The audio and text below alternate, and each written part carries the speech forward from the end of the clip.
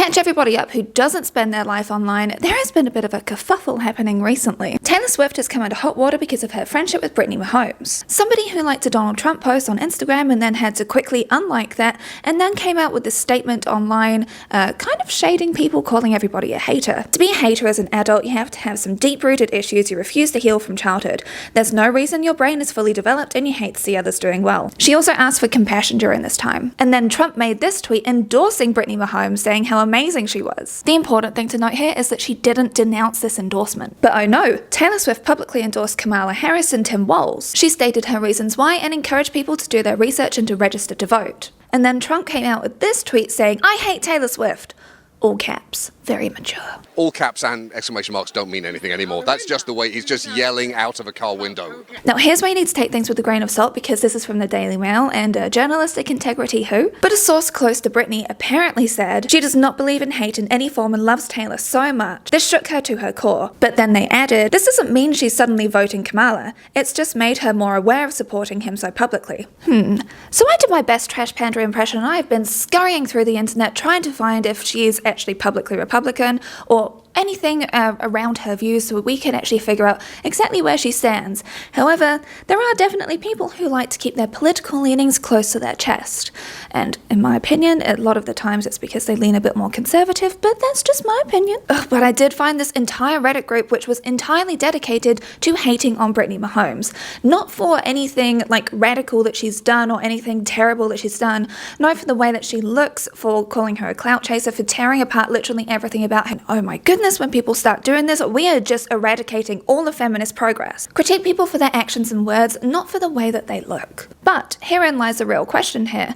Can you be friends with your political foe? I'm not on about disagreeing about small things. I'm on about big, huge, fundamental moral differences when it comes to how people should be treated. The issues on people's moral standing, especially as political parties have gotten more outspoken and extreme, especially in the USA with Trump's racist, xenophobic, sexist, transphobic messaging for many years now. The Overton window for US elections and Congress has actually crept further and further right the more the years have gone on. Can, or the question really is, should a friendship be able to flourish if you are political foes? By definition, in classic essayist style, friendship is a close relationship between two or more people who care about and support each other. It is built on trust, honesty, and mutual respect. Friends often share common interests and experiences and enjoy spending time together. Should you respect someone who believes that poor people deserve to suffer? Can you respect someone who believes that trans people are trying to brainwash children? Can you break bread and form a close bond with someone who is happy to dehumanize people based on their sexual orientation or the color of their skin? Celebrities still matter. Being detached from politics just shows privilege. As much as people like to speculate that celebrities no longer matter in this world, incidents like this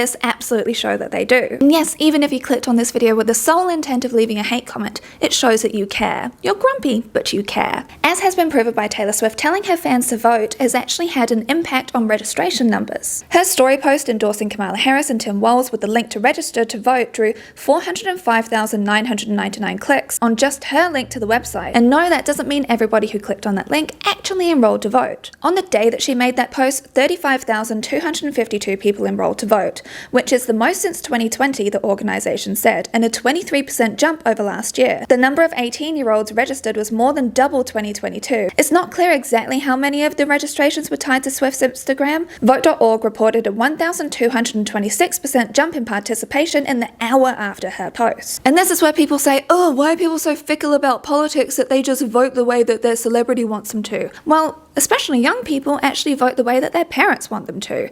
Does that mean that they shouldn't be allowed to vote? Because in my opinion, the voting age should be lowered, but that is another video if you want me to dive into that. As this Pew Research Center survey of more than 1,800 teens aged 13 to 17 shows, roughly 8 in 10 parents who are Republican or lean towards the Republican Party, 81%, had teens who also identified as Republicans or leaned that way. And about 9 in 10 parents who are Democratic or lean Democratic, 89%, had teens who described themselves in the same way. But they also noted that people do change their affiliations with age, just like people do with religion. And the saying often goes that the older that you get, the more conservative you become, unless you're a millennial or a woman like me, because then it's Yes, celebrities are people with power, privilege, platform, and money, but as I've said across my videos where we're unpacking the mistreatment of celebrities, especially when it comes to women, they are still people. Do you remember when Ellen, yes, gay icon Ellen, was at a Cowboys game with George Bush? The absolute betrayal that was felt by her audience at this moment is kind of similar to what we're going through today with this Taylor Swift and Brittany Mahomes situation. Tweet that I loved. This person says, Ellen and George Bush together makes me have faith in America again. And just because I don't agree with someone on everything doesn't mean that I'm not going to be friends with them. When I say be kind to one another, I don't mean only the people that think the same way that you do. I mean be kind to everyone. Working for Ellen DeGeneres. Toxic, phony, hypocrite, liar. That's what she is. If you're not really caught up on the lore of Ellen, then I highly recommend you check out this video by Matt Baum or this video by Jessica Kelgan-Frozard. They're linked for you down below. It doesn't matter. It does though? And do you remember Harrison Butker? No? Let me remind you. Some of you may go on to lead successful careers in the world, but I would venture to guess that the majority of you are most excited about your marriage and the children you will bring into this world. Bad policies and poor leadership have negatively impacted major life issues. Things like abortion, IVF, surrogacy, euthanasia, as well as a growing support for degenerate cultural values in media, all stem from the pervasiveness of disorder. Not the deadly sin sort of pride that has an entire month dedicated to it. Be unapologetic in your masculinity, fighting against the cultural emasculation of men. You remember him now, don't you? Well, he's actually Travis Kelce's teammate. The same Travis Kelce who's in a relationship with independent billionaire with no children, Taylor Swift. So of course people wanted to know Travis's stance on this, because how could he work with someone that was so sexist and homophobic and transphobic? He's treated friends and family that I've introduced to him with nothing but respect and kindness.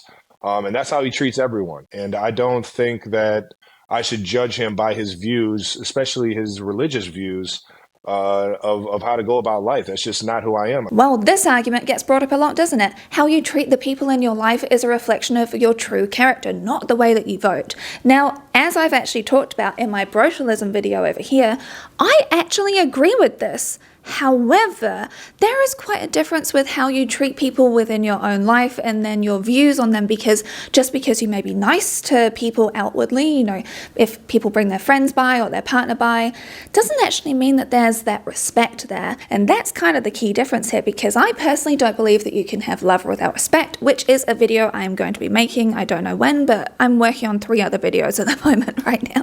But I do agree with the sentiment that sometimes things are out of context, so that's why I listened to Harrison's entire speech, not just the viral clips. And his belief patterns are consistent. And it's the same reason why I always say people can make mistakes or whatever, but people can also learn, change, and grow. It's when it comes to these repeated patterns of behavior. Say J.K. Rowling, for example, she considers herself to be a feminist. I don't. I consider her to be a transphobic, terrible person. But this is what I mean. She said some transphobic things. People were trying to educate her. People were pleading with her to change her mind. They were giving her resources, and she's been digging her heels in and just honestly getting far and far worse. To me, when someone is consistently racist, sexist, homophobic, xenophobic, or whatever it may be, even after these kind corrections, these resources, this time to learn, that's a huge red flag to me. And come on, of course the Chiefs would be using their most high-profile players to come to the defense of their fellow player, because that's just basic PR. Comments without really ever having met the guy. I think that the teammates' reactions with the Chiefs, Andy Reid's reaction, I think you learn more about people with who they are on a daily basis. It often falls back on the, well, they treat me well argument, and sure, if you're a white, straight male, I'm sure that you'll be treated well by basically everybody who holds terrible beliefs. One thing which I really notice is how women are expected to be these role models for the way forward. They get picked apart ruthlessly from everything from the way that they look, to what they eat, to who they get seen with, to every little word they say getting combed through with a fine-tooth comb to purity check them, and to know their exact political stances on everything, again, to purity check them. But men get to say, everyone has their own views, they're nice in person, trust me bro, nah, I don't want to endorse anybody, that's not my place. And they get to stay apolitical or neutral, and this is shown as a sign of maturity, the fact that they're not bringing politics into everything and they can get along with everybody. And as people love to tell me in the comment section of this video, men are never meant to be role models, because we don't have this expectation of men in the same way that we do for women. In fact, we barely have any expectations on men when it comes to moral character. I mean, the entire pressure is on women to be the measuring stick of moral purity and justice. And the pressure is on the women for who they're in a relationship with. The man reflects them, the man never reflects himself. Maybe it's because we're always looking for negative reasons as to why a woman got rich and famous, whereas for men, it's kind of the expectation that they're able to do that anyway. So they never get the scrutiny of sleeping their way to the top, or picked apart for every possible surgery they've had, or other such nonsense. Just a thought. But what about the common folk, you, me, and everybody else? When I told my Patreon that I wanted to work on this video, 2 different people from Germany and Poland respectively said that there's this saying which is similar to, if you're at a dinner table with 9 people and then a Nazi sits down, you're now at a dinner table with 10 Nazis.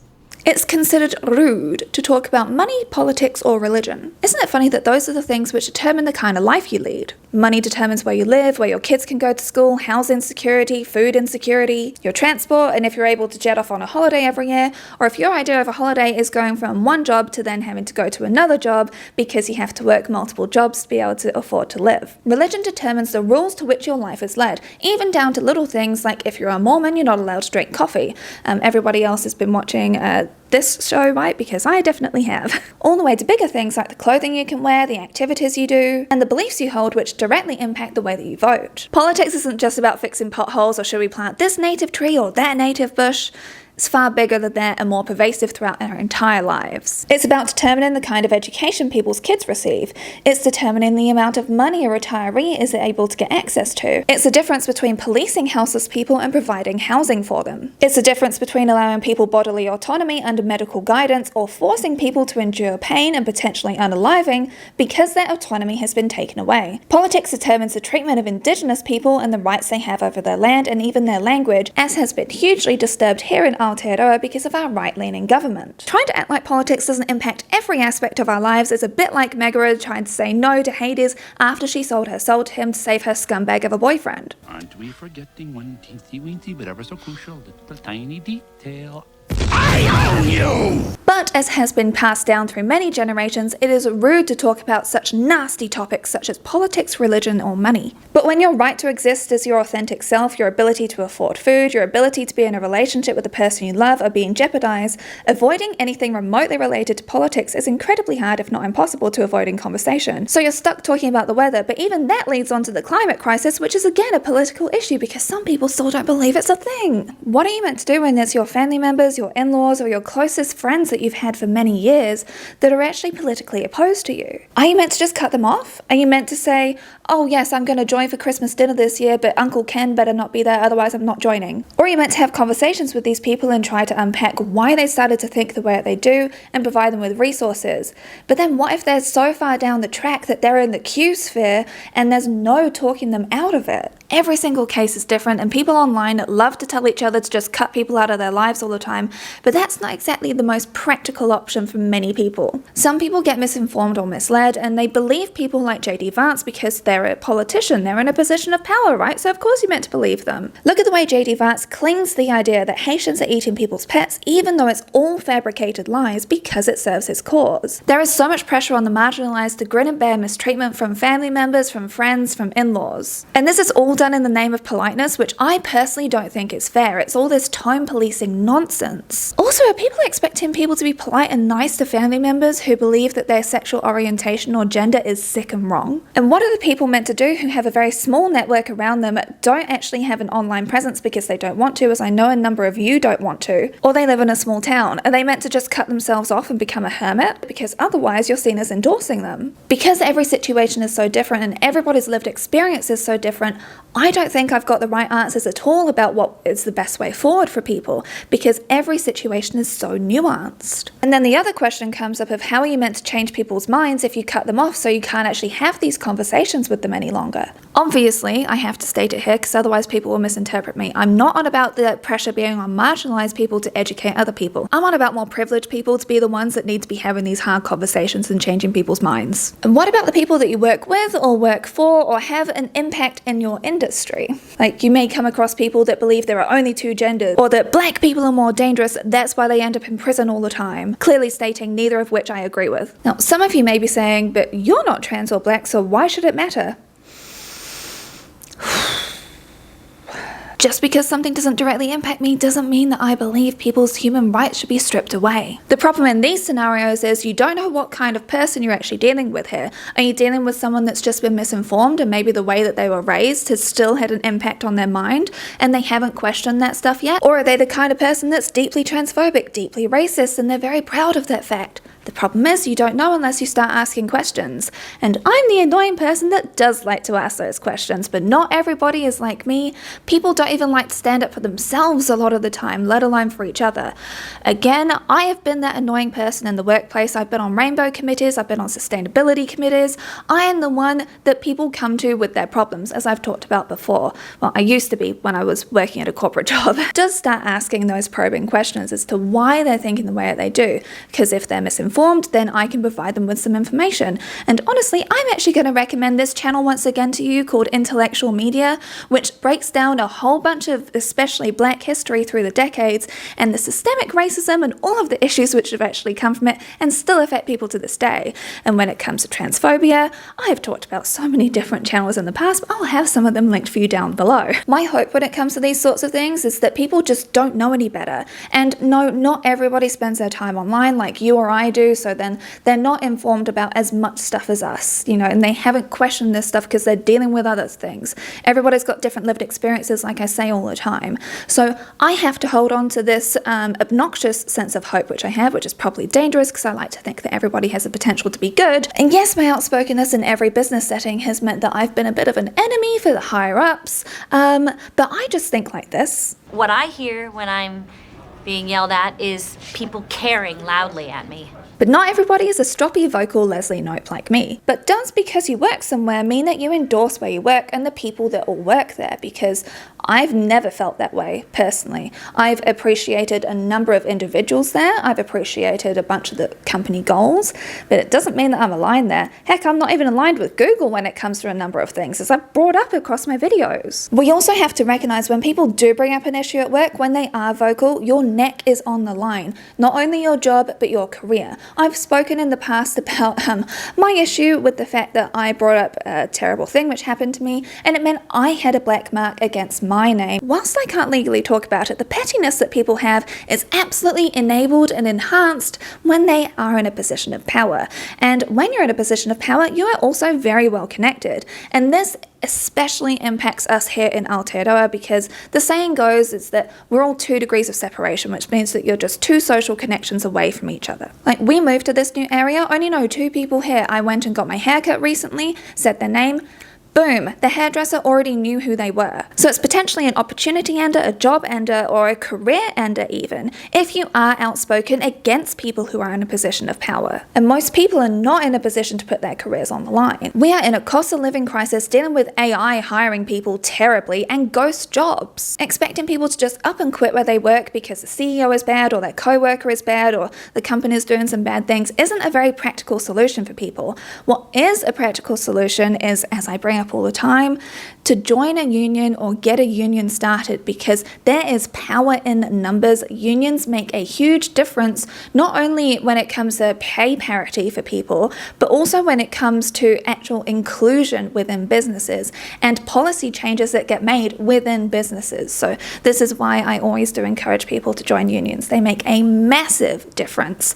So then you alone are not sticking your neck out, it's everybody's taking a stance. And that's where more power comes in. As Robert Jones Jr. said, as famously gets misattributed to James Baldwin, we can disagree and still love each other unless your disagreement is rooted in my oppression and denial of my humanity and right to exist. Ooh, I know there's going to be a lot of comments and thoughts on this video, and I'm very excited to hear them all down below. Hopefully you made it all the way to the end of the video before commenting, because like I said, everyone's got a different lived experience. Everything is so individual to each of us. Maybe actually, if you've been in scenarios where you haven't agreed with people politically, and how have you solved those scenarios? How have you worked through that? I would love to know, whether workplace, family members, friends, even partners. That would be great. And do you think Taylor Swift and Brittany Mahomes are just friends because of the Chiefs link between the husband and the boyfriend? So they're doing the whole friendliness for PR purposes and the politeness that comes around with being in a relationship with someone in that position?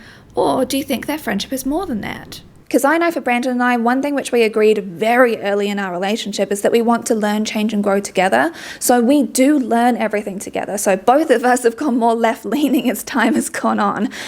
People always are like, oh, Brady, you're the one that made him go vegan because you're a woman and women always do that. It's like, no, I told him that was what I wanted to do. And then he learned about it. He did his own research on it. And he was like, no, I want to as well. Boom. See what you mean? But again, I know my relationship is weird, but I'm weird. I think that you know that by now. If you did make it all the way to the end of the video, please leave this emoji with the note with a little heart on it, because I really do want to think that people approach all conversations from a place of love for progress and trying to make sure that we keep each other's humanity in mind, because all of us tend to be struggling, especially at the moment. I've seen people say how bad their mental health is all over the show, so I really do want to try and provide a little hope, a little bit of a way forward if I can. And a great way to actually make that way forward is to contact your representatives, because they're meant to be working for you. As a reminder, let them know exactly where you stand on things and why you will or will not be voting for them. Special thanks to all of my patrons for voting on this topic, because there is so much to say. I could have said far more. I did in my script, but seriously, I'm saving us all because we're all a bit time poor. Then extra special thank you to all of my Trash Panda enablers: Birgit, Brian Homestead, Kerry Quake, Laura, Mila Gautier, Stella Sapiente, Tammy Poitras, Tim Long, Tonya Banyay, Trail Mix 305. This video was a little heavy, so if you haven't seen it yet, go check out my Gilmore Girls video for some 2000s nostalgic fun. I'll have it linked for you in the end card here. I hope you all have a wonderful rest of your week, and I'll see you next time. Bye!